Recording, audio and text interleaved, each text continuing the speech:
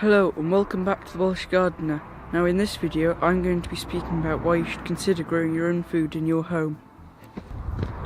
Anyone can grow food, whether it's from a windowsill or to a small holding or just in a small garden like this with containers or a small vegetable garden. Anyone can grow an abundance of food in their home. One of the first reasons you might want to grow your own food is because it's so much cheaper. Say with apple trees like behind here, they're much tastier and cheaper as well because you buy the tree to start off with, and then once you've bought the tree, you don't need to pay any more price and it'll just all come back in food.